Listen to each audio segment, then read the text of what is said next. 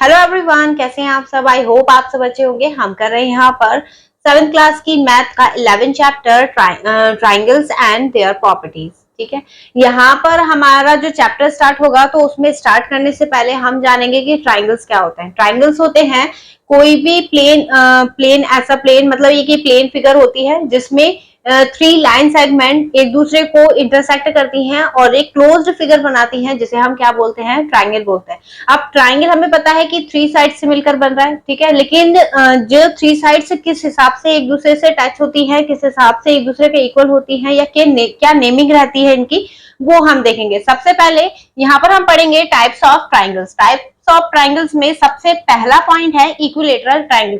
Equilateral का मतलब होता है जो इक्वल है, मतलब जिसकी सारी साइड्स इक्वल है। ठीक है, तो यहाँ पर ट्राइंगल की बात चल रही है। ट्राइंगल हमें पता है 3 फिगर से मिलकर बना है, ठीक, 3 लाइन से मिलकर बना है, इसीलिए यहाँ पर 3 लाइंस है। इक्विलेटरल बोला है मतलब तीनों लाइनें कैसी हैं, आपस में इक्वल है।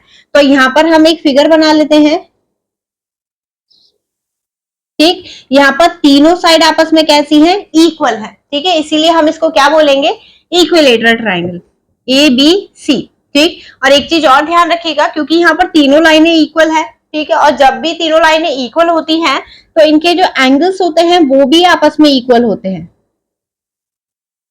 ठीक है, लाइंस भी इक्वल है और एंगल भी इक्वल है, क्योंकि यहाँ पर जो इसके एंगल्स है वो क्या है, 90 से छोटे बनेंगे। या फिर हम पहले सेकंड वाला पार्ट समझते हैं, फिर हम इस पे आते हैं। सबसे पहले सेकंड वाला पार्ट देखिए, क्या दे रखा है, एक्यूट एंगल ट्राइंगल। एक्यूट मतलब हो गया, मैंने आपको बताया था कि एक्यूट एंगल होते हैं जो 90 से कम होते हैं बट 0 से ज्यादा होता है। अगर आपने इससे पहले का चैप्टर 10 देख रखा है तो आपको पता होगा कि एक्यूट एंगल क्या होते हैं। ठीक है, तो यहाँ पर एक्यूट एंगल की बात कर रहा है। एक्यूट एंगल ट्राइंगल मतलब एक ऐसा ट्राइंगल जिसके सारे एंगल जो है, मतलब 3 ही एंगल होते हैं, तीनों एंगल जो है वो 90 से कम है। अब यहाँ पर आप कोई भी फिगर ले सकते हैं, जरूरी नहीं कि वो इक्विलेटरल ट्राइंगल हो सकता है वो छोटा हो सकता है वो अलग हो सकता है सारी साइड अलग हो, ठीक है, बट यहाँ पर हर एक एंगल क्या होगा, 90 से कम होगा। अगर 90 से कम है तो मतलब वो कैसा है, एक्यूट एंगल ट्राइंगल है। अब बात करते हैं इसकी, क्योंकि ये इक्विलेटरल ट्राइंगल है, सारी साइड्स इक्वल है, सारी साइड्स इक्वल है।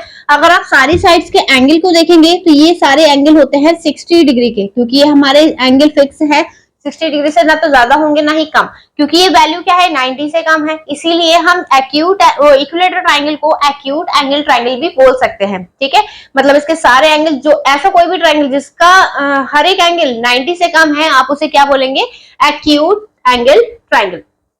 अब बात करते हैं तीसरे की, आइसोसेलेस ट्राइंगल। आइसोसेलेस ट्राइंगल क्या होते हैं, आइसोसेलेस का मतलब हो गया कि ऐसा ट्राइंगल जिसकी 2 साइड्स आपस में क्या है, इक्वल है। जैसे हमने यहाँ पर बना लिया एक ट्राइंगल इस टाइप से, ठीक है, ठीक, अब इसमें ये वाली साइड आपस में इक्वल है बट तीसरी साइड इक्वल नहीं होगी, क्योंकि यहाँ पर 2 साइड इक्वल है और आइसोसेलेस बोल रखा है, तो मतलब 2 साइड जिस भी ट्राइंगल की इक्वल होंगी वो हमेशा क्या होगा, आइसोसेलेस ट्राइंगल होगा। अब यहाँ पर right angle triangle. Right angle triangle कौन सा होता है, एक ऐसा ट्राइंगल जिसके मतलब एक ऐसा ट्राइंगल जिसमें एक एंगल कितने डिग्री का होना चाहिए, 90 डिग्री का होना चाहिए। ठीक है, तो हमारा एक एंगल अगर 90 डिग्री का है और ट्राइंगल बना हुआ है तो हम उसे बोलेंगे राइट एंगल ट्राइंगल। अब एक चीज और देखिए, अगर राइट एंगल ट्राइंगल है ये सही है अगर ये दोनों साइड आपस में इक्वल होती है, क्योंकि ये कभी कभी आपको देखने के लिए मिल जाएगा कि दोनों साइडें आपस में इक्वल है। ठीक है, तो अब हम उसे राइट एंगल ट्राइंगल भी बोल सकते हैं, क्योंकि एक एंगल हमारा क्या है, 90 डिग्री है, और आइसोसेलेस ट्राइंगल भी बोल सकते हैं क्योंकि 2 साइड आपस में इक्वल है। ठीक है, तो ये दोनों ट्राइंगल जो मैंने आमने सामने रखे हैं ये थोड़े बहुत एक दूसरे से कनेक्ट भी होते हैं। चलिए बढ़ते हैं इसके नेक्स्ट पार्ट। चलिए देखिएगा हमारा नेक्स्ट पार्ट दे रखा है स्केलिन ट्राइंगल। स्केलिन ट्राइंगल क्या होता है, हमने इक्विलेटरल पढ़ लिया और आइसोसेलेस ट्राइंगल पढ़ लिया। इक्विलेटरल में सारी साइड्स इक्वल हैं, ठीक है, आइसोसेलेस में 2 साइड्स इक्वल हैं। अब स्केलिन ट्राइंगल में एक ऐसा ट्राइंगल जिसकी तीनों साइड क्या है, आपस में अनइक्वल है, कोई भी साइड आपस में इक्वल नहीं है, तो यहां पर लिखेंगे ट्राइंगल, एक ट्राइंगल हम बना लेते हैं, ठीक है, और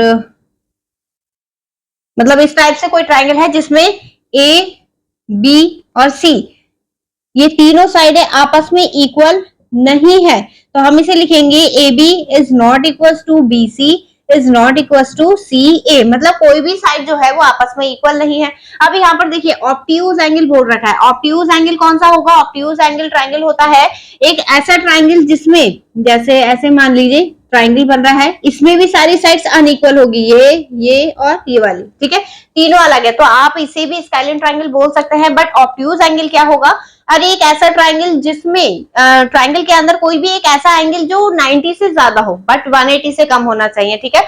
अब यहाँ पर ये वाला एंगल जो है ये, क्योंकि हमारा 90 इतना आता है, ठीक है, 90 से बड़ा हो रहा है, इसीलिए हम इसे क्या बोल सकते हैं? ऑब्ट्यूज एंगल बोल सकते हैं। और इसका दूसरा नेम भी हम ले सकते हैं, जैसे स्केलिन ट्रायंगल। तो आई होप आपको ये ट्रायंगल के टाइप समझ में आए होंगे। चलिए बढ़ते हैं इसके नेक्स्ट टॉपिक पर।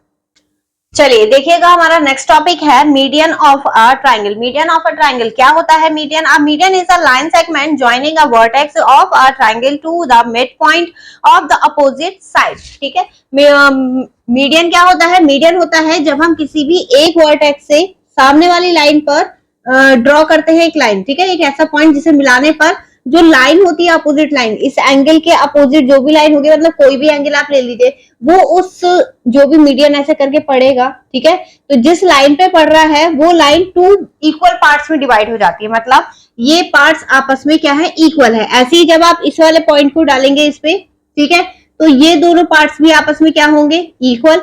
ऐसे ही इसको डालेंगे आप तो ये दोनों पार्ट्स भी आपस में क्या हो जाएंगे? इक्वल।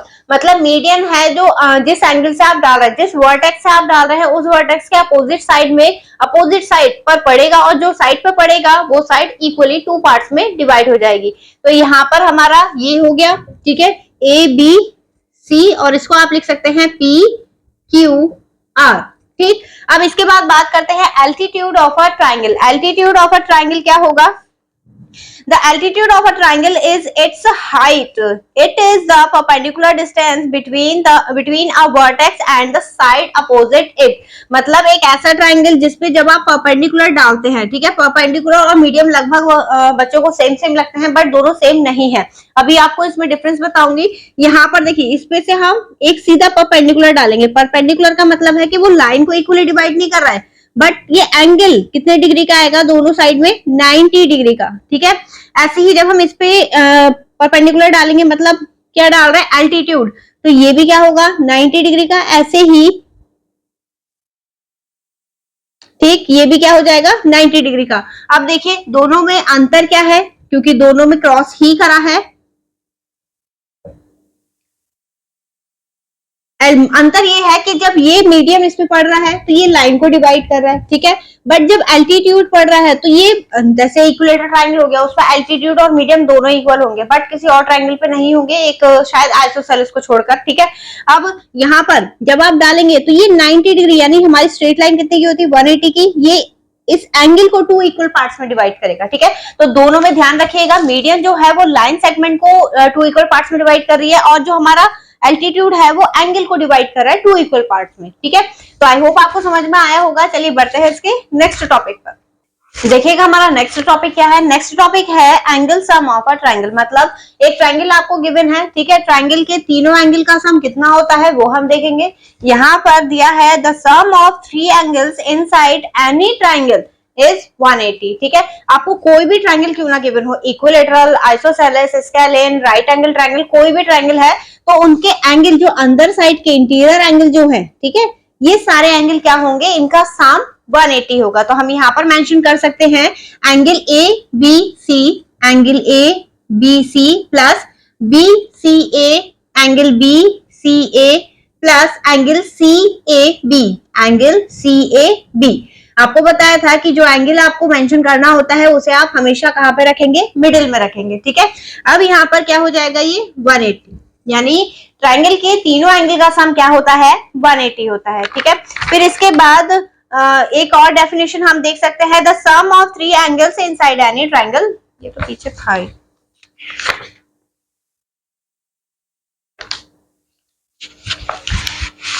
ठीक है, आपको ये ध्यान रखना है बस कि ट्रायंगल के तीनों एंगल का सम क्या होता है? हमेशा 180 होता है।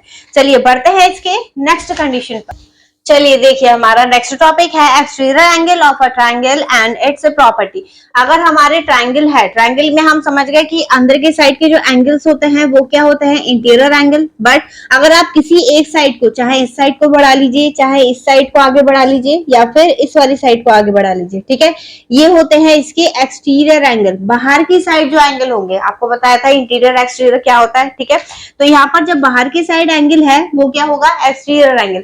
अगर आपको अंदर के एंगल दे रखे हैं और बाहर का एक्सटीरियर एंगल फाइंड करने के लिए बोला है, तो आप कैसे फाइंड करेंगे, ठीक है। तो यहाँ पर हम इसे दिखा देते हैं, ये हो गया एक्स, ये वाई, ये जेड, और ये हो गया एंगल पी, ठीक है।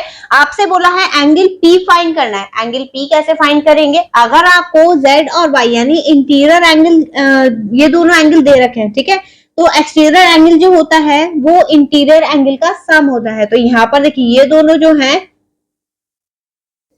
टू अपोजिट इंटीरियर एंगल, ठीक है, टू अपोजिट इंटीरियर एंगल्स हो गए। फिर ये क्या है, ये है एक्सटीरियर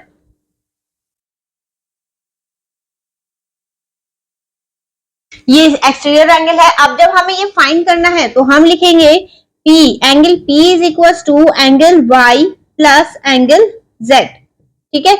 ये ध्यान रखिएगा, अगर एक्सटीरियर एंगल फाइंड करने के लिए बोला है तो ये हमेशा इनका सम होगा, हमेशा। और इसके बाद अगर 1% ये वाला एंगल बोला है, तो हमें पता है अगर हम इस वाले पार्ट को हटा दें तो स्ट्रेट लाइन है, स्ट्रेट लाइन पे एक एंगल डिवाइड हो रहा है, तो यहाँ पर लगेगा लीनियर पेयर, यानी x plus P, angle P और angle x plus angle P, इन दोनों का सम किसके इक्वल होगा, 180 के इक्वल, ठीक है। तो आपको चाहे बाहर का एंगल फाइंड करना हो तो ये इन दोनों को प्लस कर दीजिए, या फिर ये वैल्यू अगर गिवन है तो इसे 180 में से माइनस कर दीजिए, आपको एंगल निकल कर आ जाएगा। चलिए, इस चैप्टर में हमने जितने इसमें चीजें यूज होनी थी एक्सरसाइज 11.1 में हम वो चीजें पढ़ चुके हैं। अब इससे नेक्स्ट वीडियो में हम 11.1 के क्वेश्चन करेंगे। तो आई होप आप सबको ये वीडियो पसंद आई होगी। आपको वीडियो कैसी लगी कमेंट सेक्शन में जरूर बताइएगा। और हाँ, नेक्स्ट वीडियो की अपडेट पाने के लिए वीडियो को लाइक और चैनल को सब्सक्राइब करना ना भूलें, और इसे दोस्तों के साथ भी शेयर जरूर करें। चलिए, मिलते हैं नेक्स्ट वीडियो में नए क्वेश्चन के साथ, तब तक के लिए धन्यवाद।